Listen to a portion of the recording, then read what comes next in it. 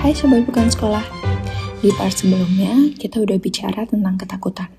Tentang hutang, kesalahan, dan rasa malu yang diam-diam mengendalikan keputusan finansial kita. Sekarang, kita geser sedikit sudut pandangnya. Bukan lagi soal apa yang kita takutkan, tapi bagaimana cara berpikir kita tentang uang.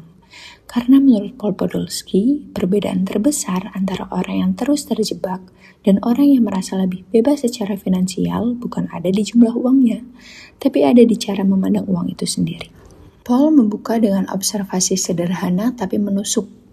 Sebagian besar orang hidup dari gaji bulanan atau satu sumber pendapatan utama. Siklusnya, uang datang, lalu habis, lalu menunggu uang berikutnya. Masalahnya bukan ada di situ. Masalahnya adalah seluruh hidup jadi bergantung pada satu aliran tunggal. Dan ketika aliran itu terganggu, rasa aman ikut runtuh. Paul lalu mengenalkan pergeseran penting dari income mindset ke portfolio mindset. Income mindset bertanya, aku dapat uang dari mana bulan ini? Sedangkan portfolio mindset bertanya, aset apa yang sedang bekerja untuk hidupku? Portofolio di sini bukan cuma saham atau properti, tapi bisa berupa skill, reputasi, jaringan, pengalaman, waktu, bahkan pilihan hidup. Semua hal yang punya potensi memberikan nilai jangka panjang. Dan ini dia bagian yang sering banget disalahpahami.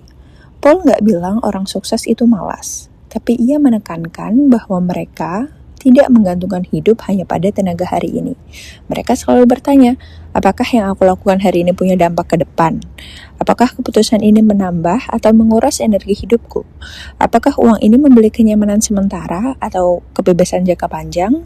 Bukan soal cepat kaya, tapi soal arah. Di bab ini, Paul berulang kali mengingatkan, ketika uang dijadikan tujuan, hidup akan terasa lebih sempit.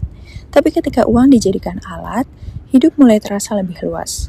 Alat untuk membeli waktu, mengurangi ketergantungan, membuka pilihan, dan memberi ruang bernapas. Di titik ini, uang tidak lagi mendikte keputusan hidup, tapi mendukungnya. Paul juga mengkritik budaya instan yang selalu menginginkan hasil cepat, cuan cepat, dan sukses cepat. Padahal, kebebasan finansial justru lahir dari keputusan kecil yang konsisten. Pilihan-pilihan yang mungkin terlihat biasa aja hari ini, tapi berdampak besar di masa depan. Bukan lompat jauh, tapi melangkah dengan sadar.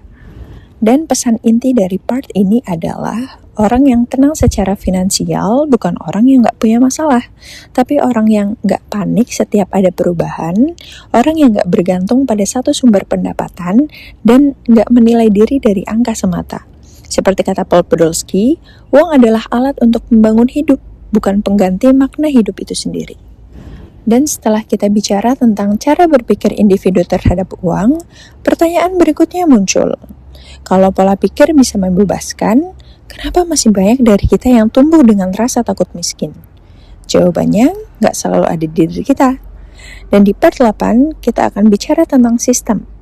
Sistem yang membentuk kita dari mulai pendidikan, ekonomi, dan budaya yang sejak awal menanamkan ketakutan finansial, bahkan sebelum kita paham apa itu uang. Sampai jumpa di part 8.